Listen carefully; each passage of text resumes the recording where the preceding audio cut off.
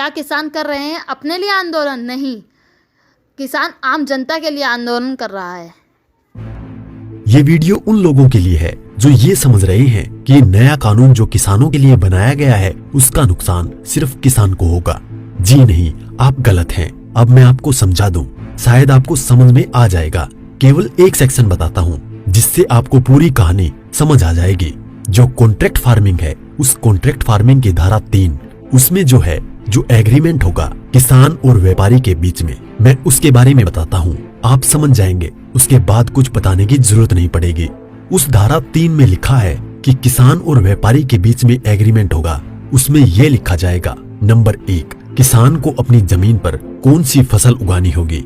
Number 2, उस फसल का ग्रेड क्या होगा, स्टैंडर्ड क्या होगा और उसकी क्वालिटी क्या होगी। नंबर 3, उस फसल को उगाने के लिए जो बीज होगा, जो खाद होगा, जो कीटनाशक होंगे, जो मशीनरी होंगी, जो तकनीक होगी, उसे वो व्यापारी जिसके साथ समझौता हो रहा है वो देगा। उसके बाद उसी एग्रीमेंट पर लिखा जाएगा उसकी कीमत क्या होगी। जो फसल उगाएगा, जब फसल पक के तैयार हो जाएगी तो किस कीमत पर व्यापारी खरीदेगा, ये भी लिखा जाएगा। साथ में ये भी लिखा जाएगा कि इस फसल की कितनी बार चेकिंग होगी। तो बोते समय जब फसल बढ़ रही होगी उस समय, और जब फसल कट के व्यापारी खरीदेगा उस समय, 3 समय उसकी चेकिंग होगी। अब मैं आपको समझाता हूँ एक बहुत मोटे से उदाहरण से। समझो, ये मानिए कि इस कानून के हिसाब से पूरे देश की जमीन, पूरे देश के जो किसानों के पास जमीन है, उसका जो व्यापारी है उनसे एग्रीमेंट हो गया। व्यापारियों से एग्रीमेंट होने के बाद सारी जो फसल है वो कहाँ जाएगी? व्यापारी के घर में। इसका मतलब ये हुआ कि सरकार के पास खरीदने के लिए एक दाना नहीं बचेगा। सारी की सारी फसल व्यापारी खरीद के ले जाएगा। और व्यापारी कितनी फसल खरीद सकता है, पहले उस पर प्रतिबंधता थी। अब आवश्यक पशु अधिनियम से वो बैरिकेड हटा दिए गए हैं। यानी कि जो एक लगा रखा था बैरियर कि इससे ज्यादा नहीं खरीद सकते, लिमिट लगा रखी थी, लिमिट को खत्म कर दी। इसका मतलब व्यापारी जितनी चाहे फसल खरीद के अपने गोदाम में रख सकता है। अब मानिए कि पूरी फसल किसान से व्यापारी के घर चली गई, तो आप थोड़ा सा पीछे आइए। 2013 में इस सरकार ने संसद में कानून बनाया था इस देश के गरीब लोगों के लिए। 82 करोड़ गरीब लोगों के लिए नेशनल फूड सिक्योरिटी एक्ट यानी राष्ट्रीय खाद्य सुरक्षा कानून के तहत 82 करोड़ लोगों को 3 रुपए किलो चावल, 2 रुपए किलो गेहूं और 1 रुपए किलो मोटा अनाज देना था। अब मैं आपसे सवाल पूछता हूँ, अब समझिए, आप सब कुछ जब सारा अनाज व्यापारियों के पास चला गया, सरकार के पास कुछ नहीं है, तो सरकार इन 82 करोड़ लोगों को कहां से अनाज दिलाएगी? पहले तो ये बताएं। इसका मतलब जो 82 करोड़ गरीब सरकार की मदद पर निर्भर था वो खत्म हो गया। मतलब आप कह रहे हैं कि किसानों के खिलाफ बिल है, किसानों की भलाई की बात कर रहे हैं, किसानों के खिलाफ लोग समझ रहे हैं। नहीं, ये पूरे देश के खिलाफ है। इससे 82 करोड़ गरीब खत्म। देश में 5 लाख जो राशन की दुकानें हैं वो भी खत्म। 5 लाख राशन की दुकानों में कुछ रोजगार भी मिलता होगा, वो भी खत्म। अब इसके बाद आप आ जाइए कि जब किसान को सारी चीजें, जो खाद भी है, बीज भी है, कीटनाशक भी है, मशीनें भी हैं, तकनीक भी है, वो व्यापारी जिससे समझौता हुआ है वो ही देगा। तो जो व्यापारी ये काम करते हैं, कोई खाद बेचता है, कोई बीज बेचता है, कोई मशीन बेचता है, तो कोई कीटनाशक बेचता है, वो व्यापारी भी खत्म। तो आपने व्यापारी खत्म कर दिए, गरीब मजदूर खत्म कर दिए, और किसानों को आपने बंधक बना दिया, मजदूर बना दिया, गुलाम बना दिया। कैसे? अब मैं बताता हूँ।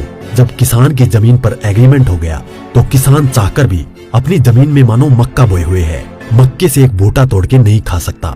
आज की तारीख में तो खेत में जाओ और एक नहीं 10, 20, 50 जितने बूटे तोड़ के खाने हैं खाओ, खूब सेक के रिश्तेदारों को भी ले जाओ। साथ में गन्ना अगर बो रखा है, एक गन्ना नहीं खा सकता। क्यों? क्योंकि व्यापारी से समझौता है। अगर एक गन्ना टूट लिया तो फिर उसके बाद व्यापारी से लड़ते रहो। आप एसडीएम के यहाँ, एडीएम के यहाँ। मतलब ये है कि अपनी ही जमीन पर किसान अपने लिए, अपने बच्चों के लिए अगर मन करता है, जो फसल किसानों ने उगाई है, किसानों की मेहनत है, उसमें से एक दाना नहीं ले सकता। ऐसे कानून का क्या करेगा किसान? और इस कानून ने व्यापारी खत्म कर दिया, इस कानून ने मजदूर खत्म कर दिया, और साथ में जो किसान है, किसान को इतनी भी मोहलत नहीं दी गई। आज की तारीख में तो किसान किसी भी जगह से दूर जाकर, यहाँ से ठीक नहीं मिला तो वहां से ले, वहां नहीं मिला तो वहां से ले, यहाँ से कम नहीं मिला तो यहाँ से ले। खाद और बीज अपनी मर्जी से ले सकता है, इसके बाद नहीं, इसके बाद तो व्यापारी ही देगा। इसका मतलब ये हुआ कि चंद व्यापारियों के हाथ में पूरा देश जाने वाला है। और जब व्यापारी के साथ में समझौता हो गया तो कोई भी बैंक किसान को लोन नहीं देगा। इसका मतलब ये हुआ कि अगर उसे पैसे चाहिए किससे लेगा? एक ही रास्ता बचा है, उस व्यापारी से। तो सरकार कहती है कि जमीन नहीं जाएगी, तो ऐसे जाएगी जमीन। और उसी व्यापारी से जब वो कर्जा लेगा, धीरे धीरे कर्जा बढ़ता चला जाएगा और कर्जा बढ़ता चला जाएगा, व्यापारी का ब्याज बढ़ता चला जाएगा। लिहाजा जो किसान है अपनी ही जमीन उस व्यापारी को बेचने पर मजबूर हो जाएगा। अब थोड़ा सा पीछे जाओ, आपको ले जाता हूँ 1947 से पहले। उस समय क्या था? इस देश में जो साहूकार होते थे वो ऐसे ही करते थे।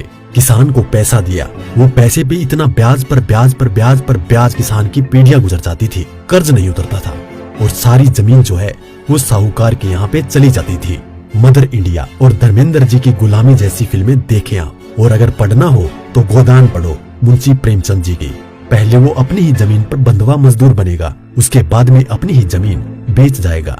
ये है इस कानून का परिणाम जो आगे तक नजर आता है। इसलिए ये कानून पूरे देश को तबाह करने वाला है। अब एक चीज और रह गई, उसे भी बता दूं। जो मध्यम वर्ग के लोग जो आज रोटी खा रहे हैं, जब व्यापारी सारा अनाज अपने गोदामों में बंद कर लेगा तो वो जो आज उसने लिया जिस दाम पे उससे 6 गुना 7 गुना 8 गुना दाम पर बेचेगा। तो जो मध्यम वर्ग के लोग जो घरों में बैठे हैं उनको इस आंदोलन में बाहर आना चाहिए। जो अनाज, ये आटा 20 रुपए से 25 रुपए 30 रुपए किलो मिल रहा है, वो ही इस कानून के लागू होने के बाद वो आटा, वो अनाज उन्हें 50 से 6 गुना दाम पर मिलेगा। 100 रुपए, 125 रुपए, 150 रुपए किलो मिलेगा। तो असर किस पे पड़ेगा? एक भी व्यक्ति नहीं बचेगा जिस पर इस कानून का असर ना पड़े। इसलिए मैं कहता हूँ कि ये किसानों के विरोध में नहीं है, देश को तबाह और बर्बाद करने के लिए है।